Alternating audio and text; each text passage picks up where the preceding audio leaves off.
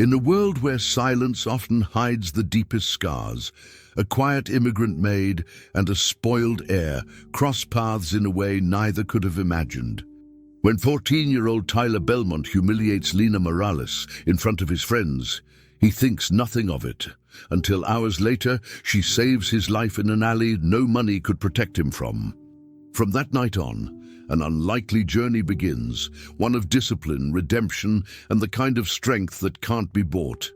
Stay with us until the end to see how a single act of quiet courage transforms not only a boy's heart, but an entire family's destiny.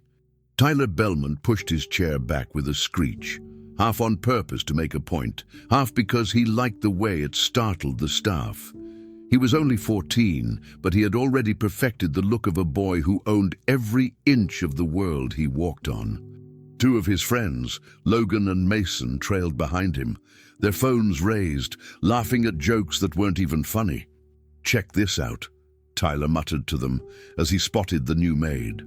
Lena Morales stood by the table, pouring juice into crystal glasses with a precision that would have embarrassed a surgeon. She didn't look up when they entered.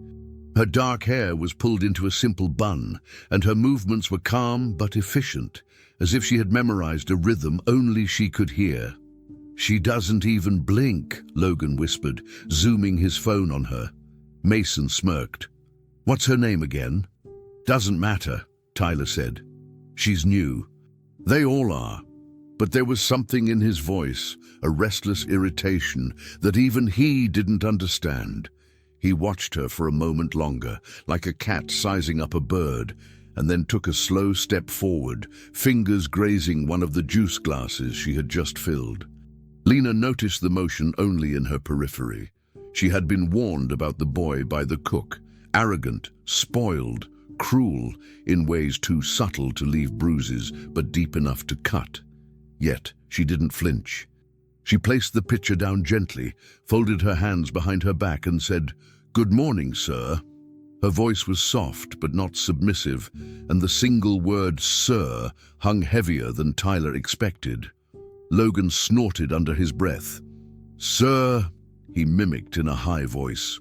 Tyler grinned, but the grin faltered for a second when he realized she wasn't looking at him.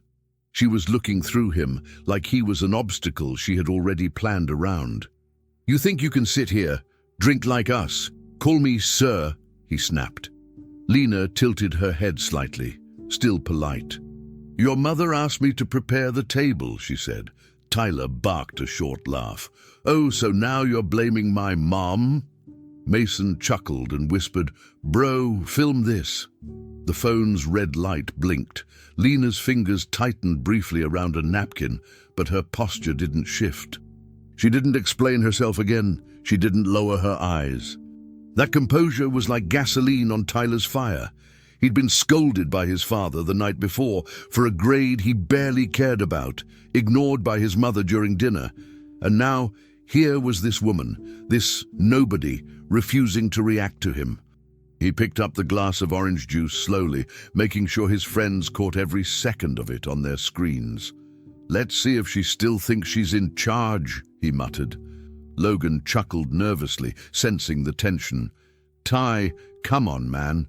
Tyler ignored him. "Oops," he said loudly.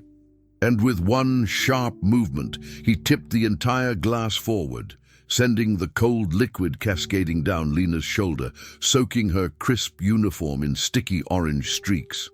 Mason gasped. Logan covered his mouth but didn't stop filming. Tyler's heart thumped faster than he expected. He'd done things like this before, pulled chairs, hidden bags, mocked accents, but something about this felt different. "Guess it slipped," he added, his voice cracking slightly. "Must be gravity." Logan forced a laugh. Mason's grin faltered. Everyone waited for the inevitable outburst, a shout, a glare, a slap, something. But nothing came. Lena's eyes fluttered closed for half a heartbeat, the tiniest tremor of breath leaving her lips. When she opened them again, they were clear, steady, unreadable. She didn't wipe at the juice. She didn't even look at the stain spreading down her apron. Slowly, she placed the last glass onto the tray with a muted clink and turned to face Tyler. Her voice was even, neither icy nor warm. "Of course, sir. It was an accident." The room seemed to shrink around those words. Logan lowered his phone slightly. Mason stared at the table, and even Tyler felt the weight of the moment press against his chest. "That's it?" he snapped, louder than he meant. "That's all you're gonna say?" Lena blinked once. "Yes." Then she bent down, picked up the empty glass, set it upright and turned toward the kitchen. Her back was straight, her steps measured, each one a quiet refusal to give him the reaction he thought he deserved. Tyler's throat felt dry, but he forced a laugh anyway. She's mad," he muttered, looking at Logan. "Right?" Logan shrugged, unsure. Mason closed his phone's camera and stuffed it into his pocket. "Dude, she didn't even blink," Mason said quietly. "It's like she doesn't care." Tyler's jaw clenched. "She cares," he insisted, but the certainty wasn't there. He replayed the moment in his head, the spill, her eyes closing, the quiet tone. And for the first time, he felt not triumphant, but exposed. "She thinks she's better than us," he added weakly. Logan raised an eyebrow. "Just an easy... Or maybe she just doesn't care about you." Tyler glared at him. "Shut up." Yet even as he spoke, he glanced toward the kitchen doorway where Lena had disappeared.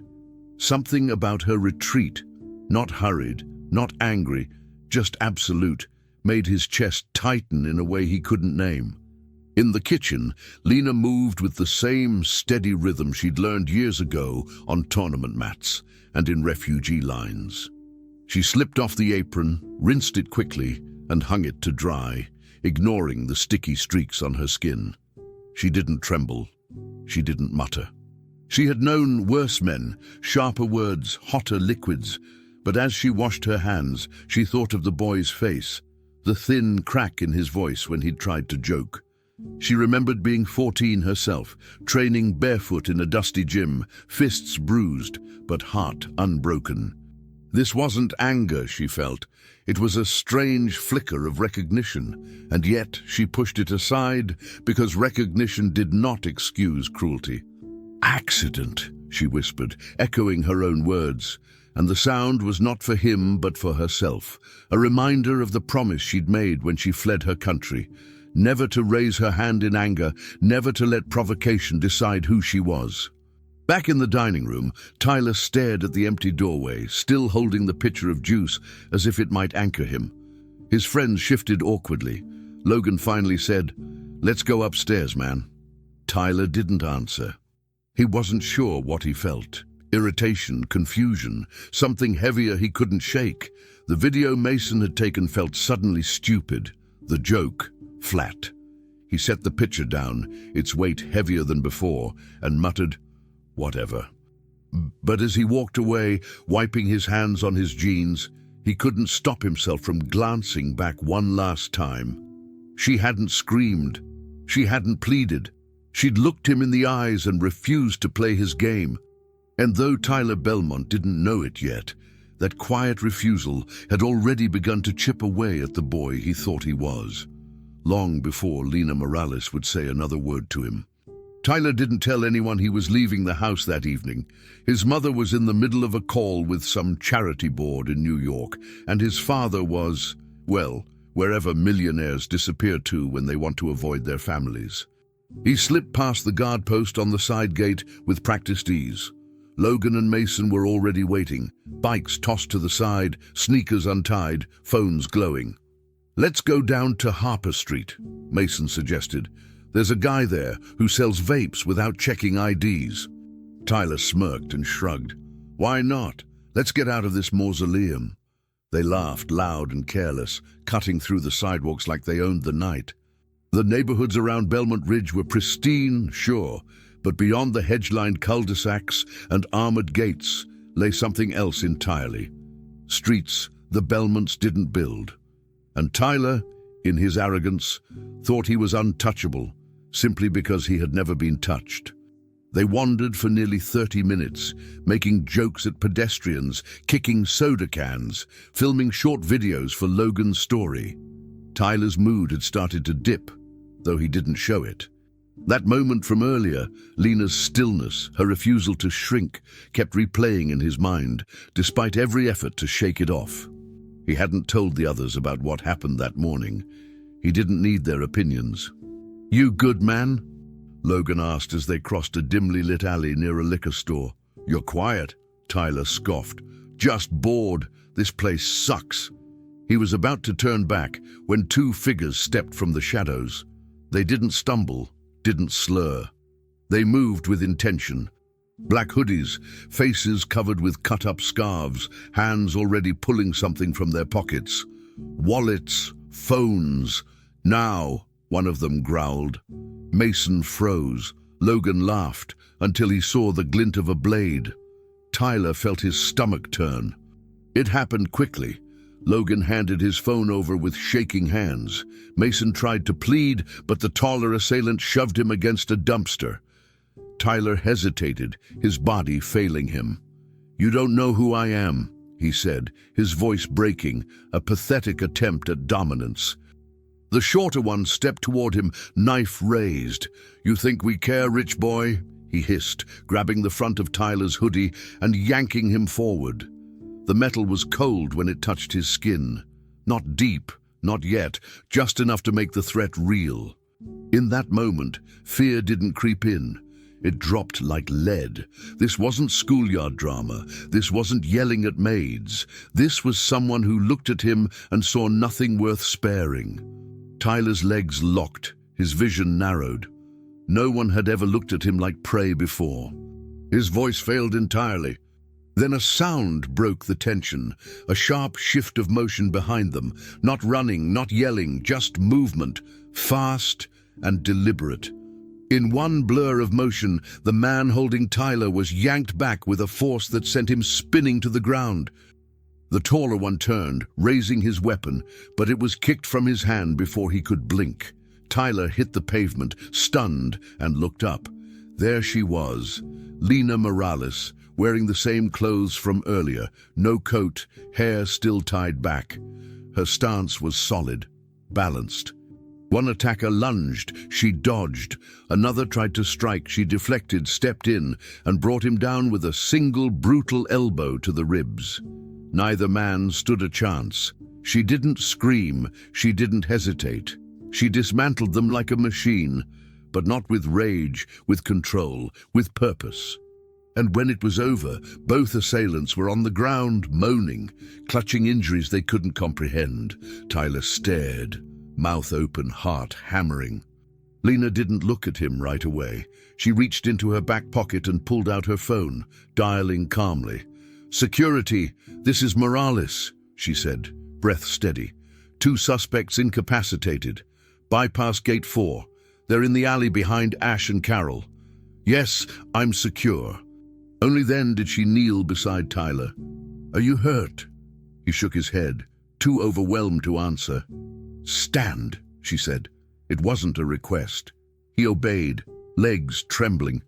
Logan and Mason hovered nearby, pale, wide-eyed. "What the hell was that?" Mason muttered. Tyler didn't answer. Lena finally looked at him.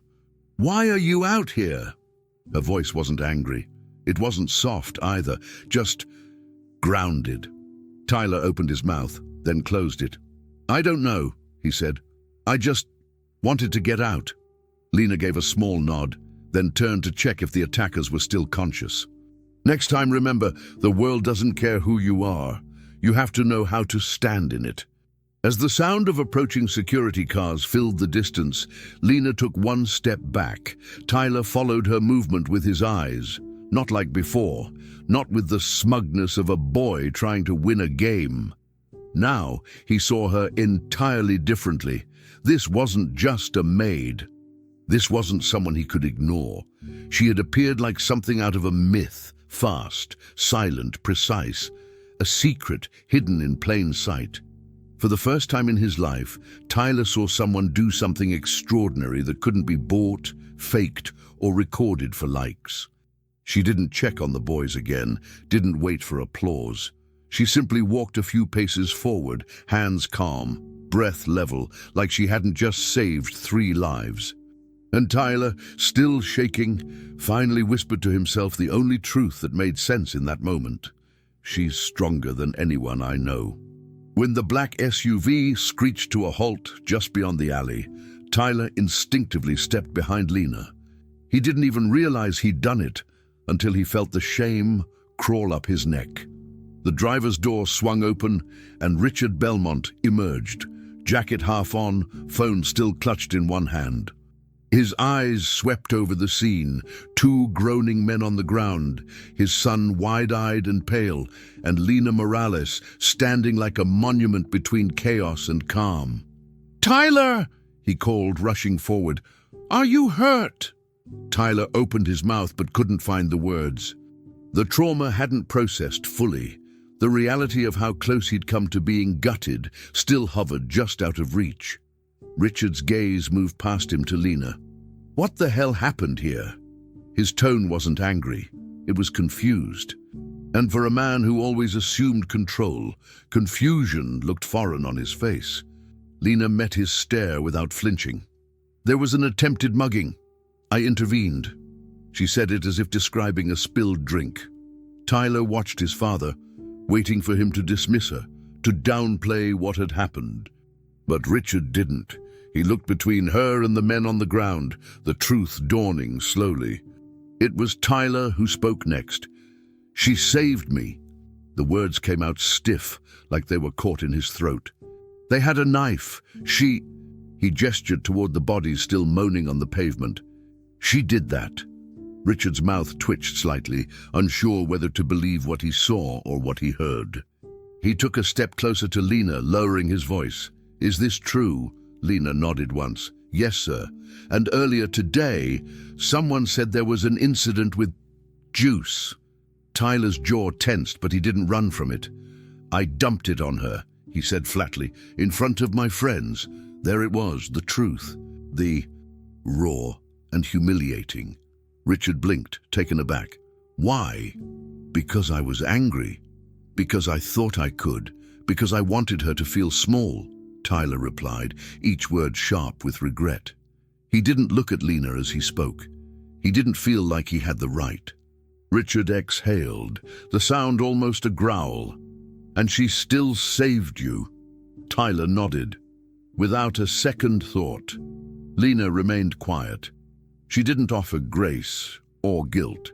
She didn't explain why she acted. She simply waited for the man to finish processing what kind of son he had raised.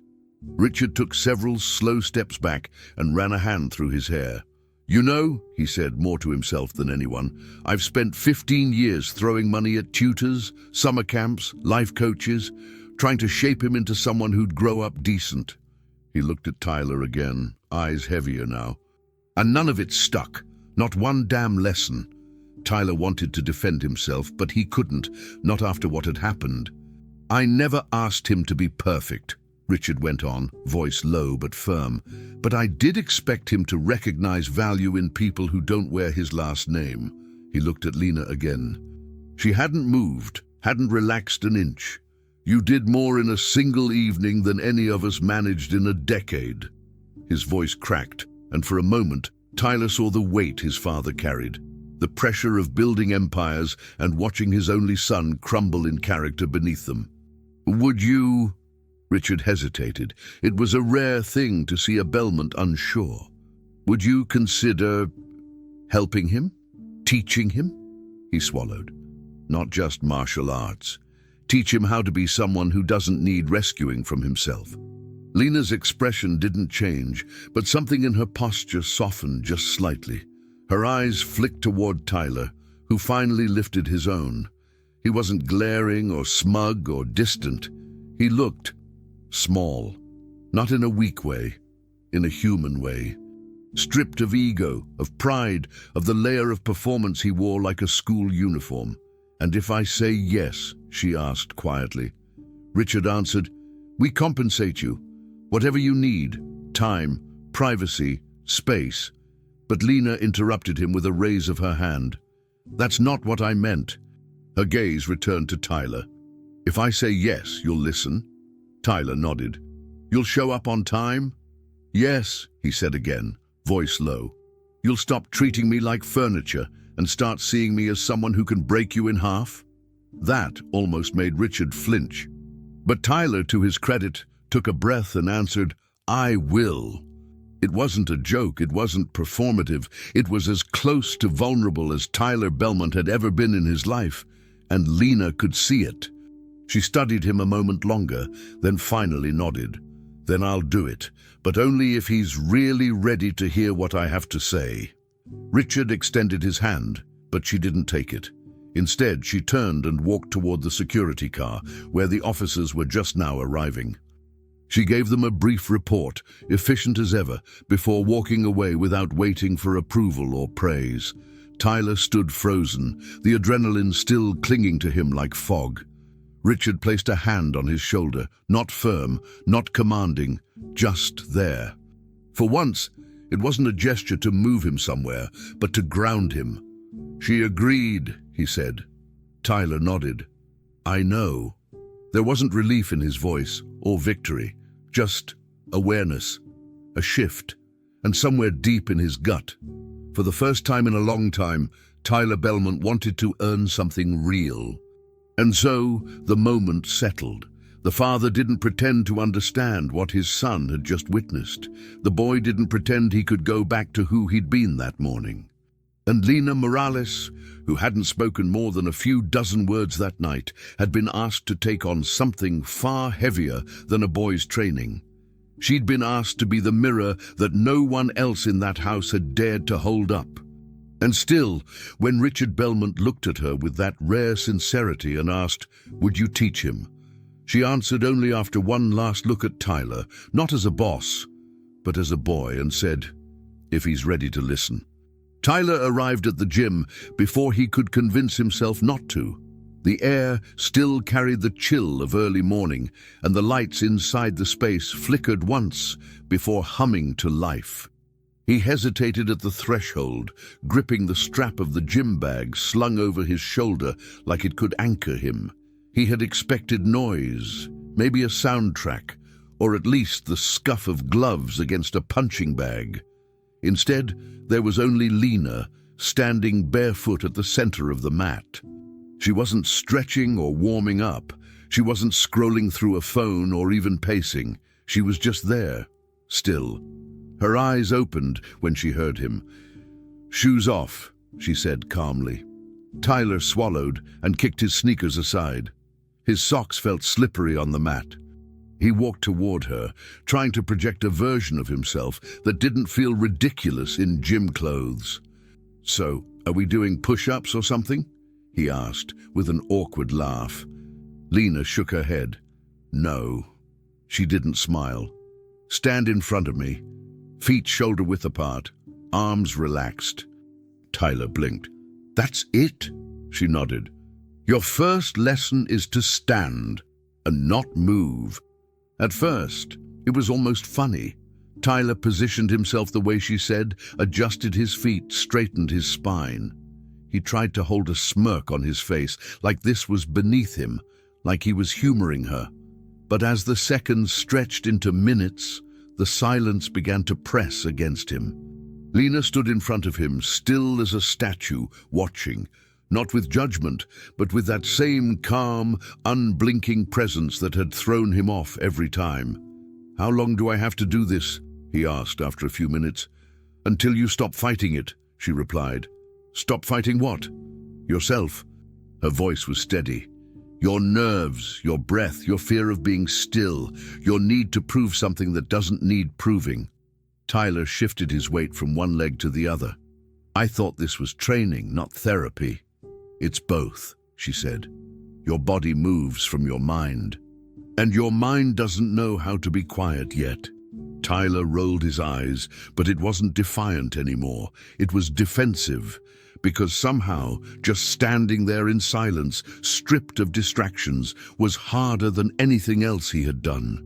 By the 10-minute mark, sweat had started forming at the back of his neck, not from exertion, but from the strain of stillness. His shoulders ached. His feet felt unsure. His eyes darted everywhere, to the mirrors on the wall, to the corners of the room, anywhere but Lena's face. But she didn't let up. She didn't scold, didn't coach. She simply remained present, anchoring the space with her quiet. "You're uncomfortable," she said finally. "Good." "Why is that good?" he shot back, irritation breaking through. "Because it's real," she replied. "That discomfort?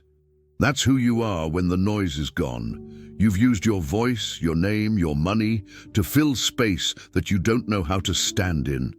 Now you're learning how to stand without it." Tyler clenched his jaw. "I didn't sign up to be psychoanalyzed." "You didn't sign up at all," Lena said calmly. "You were rescued from a mistake. Now you're here. That's something. Don't waste it." That landed, not like a slap, more like a mirror, one he couldn't avoid. He fell quiet, gaze lowering. The silence deepened. He began to notice the way his breath sat in his chest, the way his knees tensed without him asking, the tiny twitch in his right thumb. The internal noise had nowhere to hide. For the first time in years, maybe ever, Tyler had no one to perform for. No friends, no phone, no father, no audience, just Lena and the quiet and the growing discomfort of being seen without armor. He didn't know what emotion stirred inside him, only that it was something unfamiliar, something he'd pushed away before it could ever take shape. He wanted to move, to crack a joke, to ask if they were done. But some part of him knew that if he broke the stillness now, he'd miss the point entirely. So, he stayed. For another minute, then another. His jaw loosened, his shoulders dropped slightly. And without noticing, he breathed a little deeper. Lena said nothing. She simply watched, and when his eyes met hers again, something had softened between them. Not trust, not yet, but recognition. A shift. By the end of the hour, Tyler's shirt clung to his back, not from running or striking or grappling, but from standing. Lena stepped forward and nodded once. "That's enough for today." Tyler didn't protest. He didn't ask if they were doing it again tomorrow. He just stepped off the mat, picked up his shoes, and left the gym slower than he'd entered it. As he walked back toward the house, something inside him felt unsettled. Not in a bad way, but in the way that meant something had started. Something real. He hadn't understood the lesson fully, but the seed had been planted, and maybe, for the first time, he realized that strength wasn't in noise or motion, but in presence, in learning to stand without needing to be seen, in knowing who you are when everything else falls quiet. And so, the first lesson ended just as it began. Not with punches or shouts or sweat-soaked drills, but with a boy standing on a mat, legs trembling, silence louder than his thoughts. He hadn't moved a single step, and yet he had never felt so strangely changed. He didn't comprehend it yet, not fully, but deep down something had shifted. The idea that maybe, just maybe, strength wasn't volume, but presence. Back in the house, away from the silence of the gym, things returned to their normal rhythm, or at least pretended to. Lena resumed her duties in the kitchen, her steps silent, her words minimal. She moved like a shadow, efficient and unnoticeable. Tyler, however, couldn't stop noticing. He lingered by the entrance to the kitchen more often now, pretending to look for water or pacing near the fridge just to catch a glimpse of her. But outside the gym, he didn't know who he was allowed to be. On the mat, she told him where to stand, how to breathe, what to feel. Out here, there were no rules, and that left him unanchored. He wanted to say something to her, anything that might break the wall of silence he had built with his past behavior. But how do you speak to someone who had every reason to hate you and still chose to save you? So he said nothing, and she didn't either. They simply existed near each other, orbiting like planets that shared the same sun but never touched. The silence between them wasn't cold, it was cautious. Tyler knew he had wronged her in a way that couldn't be erased with one apology or a few days of humility. Still, He wanted to show her he had changed, that something real was happening inside him, but he had no idea how to prove that. He didn't have the words, and he didn't trust that the ones he did have wouldn't sound hollow. Every time he opened his mouth to speak to her, something caught in his throat. Guilt, maybe, or fear. And yet, each day he watched her, studied her. Not in the way he used to, looking down, amused, bored, but with curiosity. She never slouched. She never wasted a movement. She never rushed, never bragged, never did anything that called attention to herself.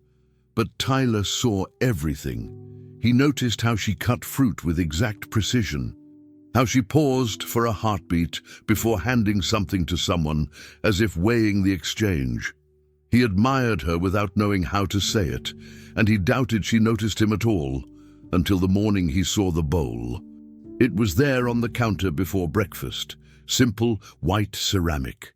Inside it, an assortment of cut fruit, slices of apple, peeled orange wedges, blueberries, even a few strawberries. No one else was in the room.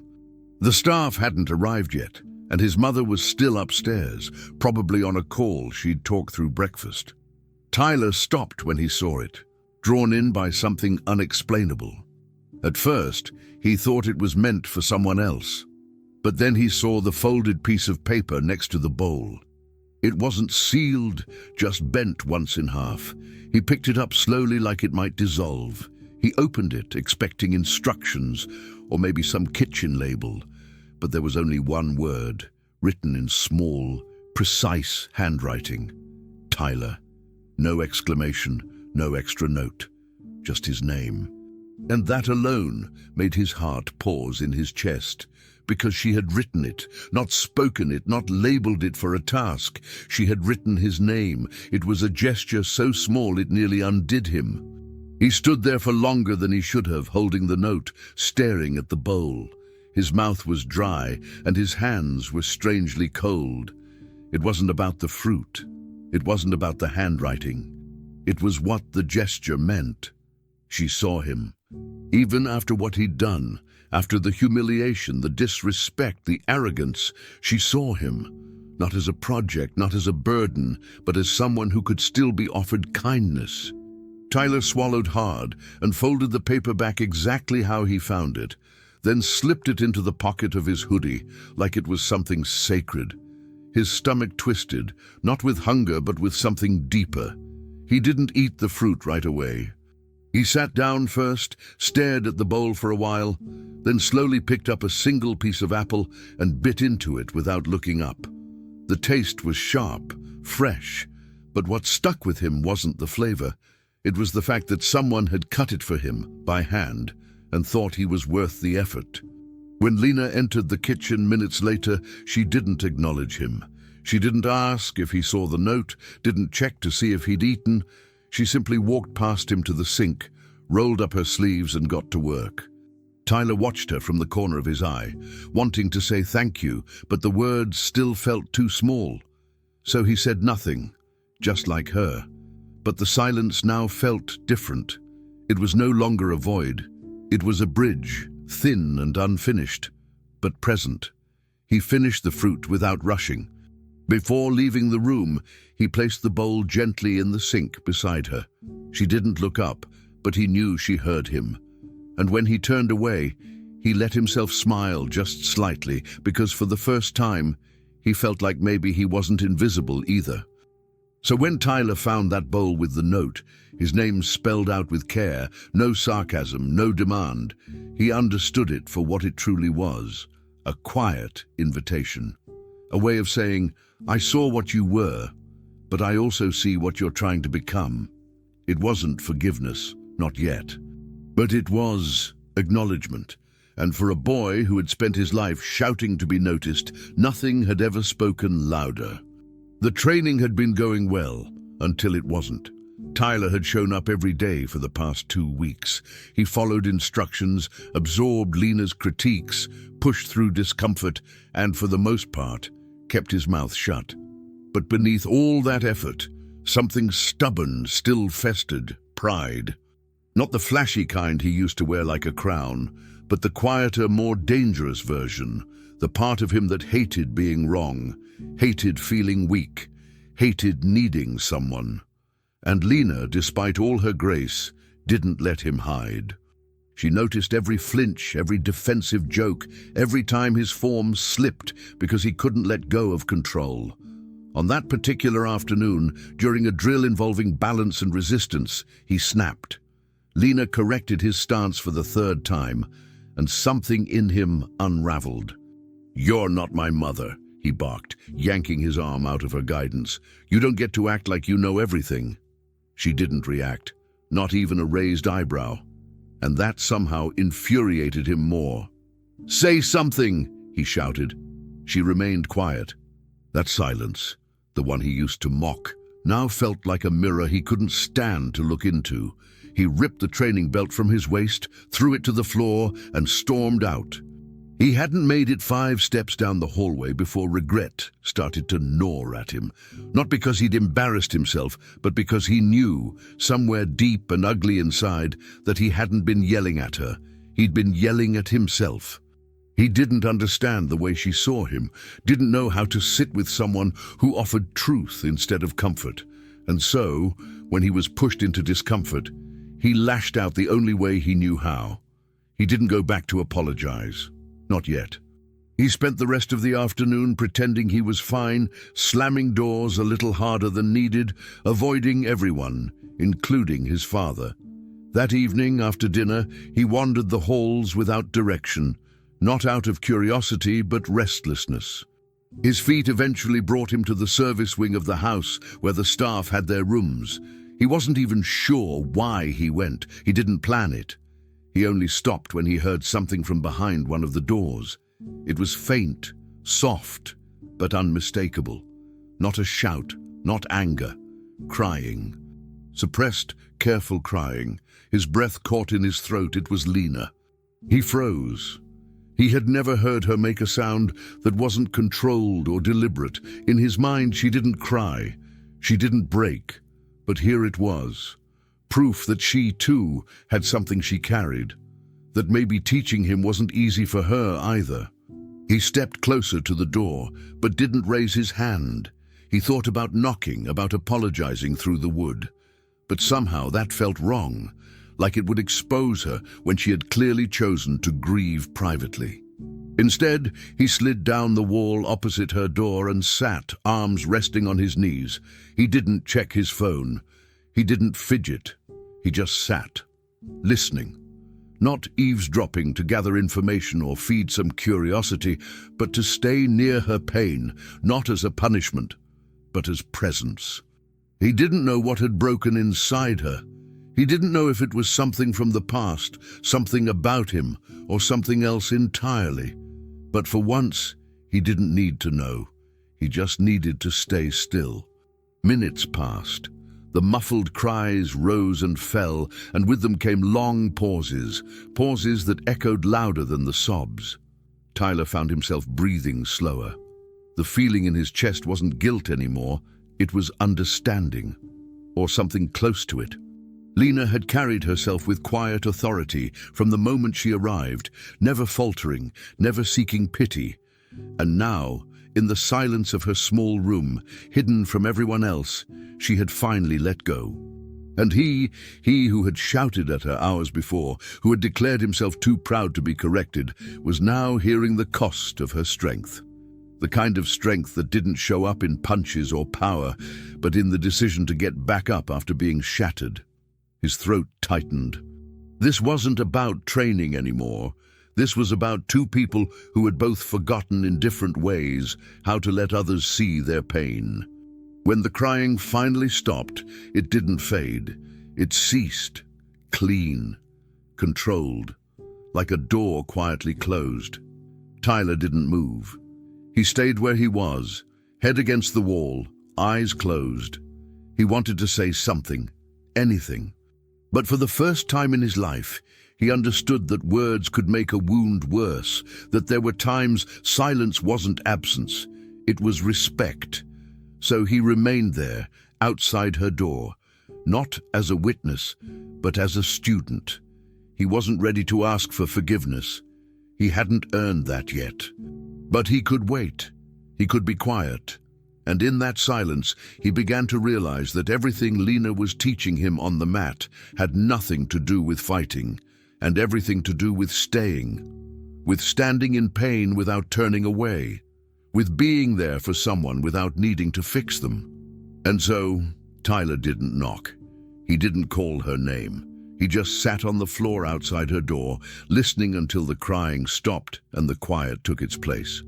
And for the first time, he listened more than he spoke. And that was the beginning of everything she'd been trying to teach him. It started on a Monday. Tyler entered the training room half awake, dragging his feet and expecting nothing out of the ordinary.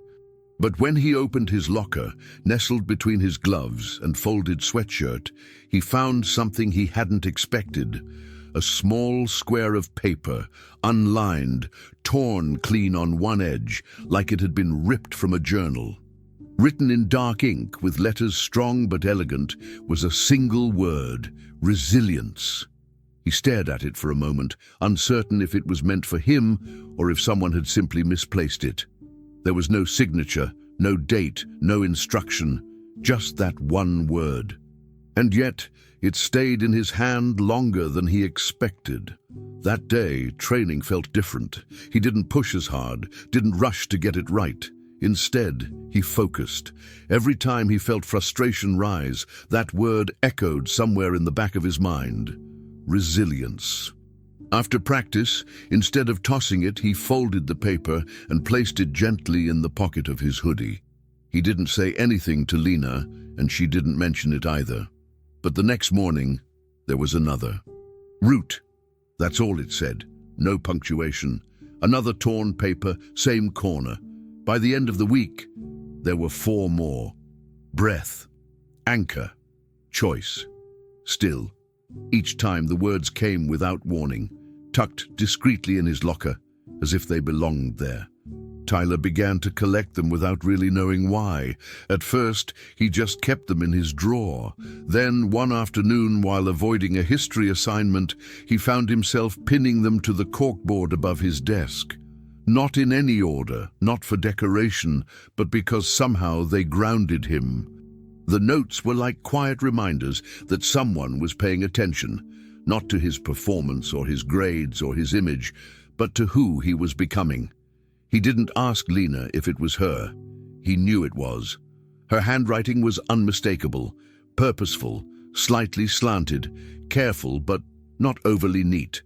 The kind of script written by someone who thinks before speaking, who edits thoughts even before they reach the page. It didn't matter that they never spoke about the notes.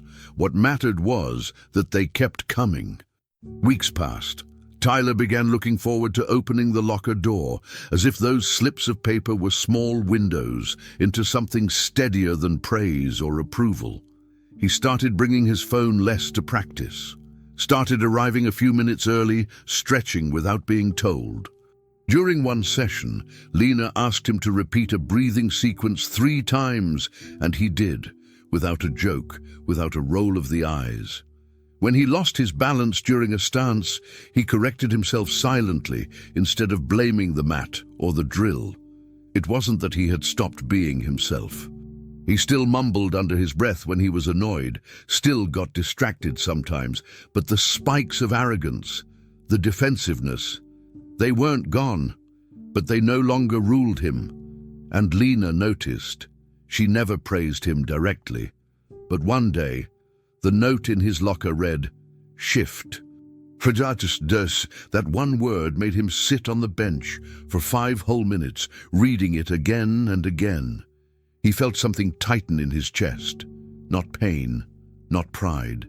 Just the weight of being seen in a way that didn't feel performative or shallow. Like someone had finally chosen to speak to the part of him that still didn't know how to speak for itself. One evening, while reorganizing the clutter on his desk, Tyler found a shoebox and started placing all the notes inside. He didn't just want to collect them, he wanted to preserve them, Each piece had become part of something larger, like a private dialogue that didn't need sound. He didn't tell his father. Not right away. But curiosity has its own gravity, and one Saturday, Mr. Belmont stepped into Tyler's room without knocking and saw the growing wall of notes. "What is all this?" he asked, puzzled but not mocking. Tyler didn't flinch, didn't hide the box. He simply shrugged and replied, "She teaches me even when she's not around." It was the first time he'd spoken about Lena in a tone that wasn't dismissive or sarcastic. The kind of tone that sounded a lot like respect. His father didn't say anything after that, just looked at the notes, nodded once and left. But Tyler knew that something had landed between them too, something subtle but real. By the end of the month, even the other staff had begun to notice. Tyler greeted them by name. He asked if they needed help moving boxes, if anyone had eaten yet. At first they assumed it was a phase or a punishment. But the tone of his voice, the patience in his body, it was different, not forced, not calculated, real. The guards at the gate no longer rolled their eyes when they saw him. The kitchen staff started leaving extra muffins out just in case.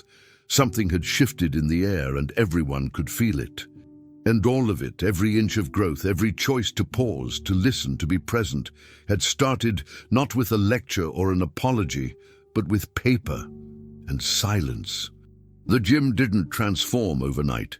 It happened in quiet intervals, the replacing of cracked mirrors, the repadding of old mats, the way dust slowly gave way to breath. It wasn't Lena who suggested they restore it. It was Tyler.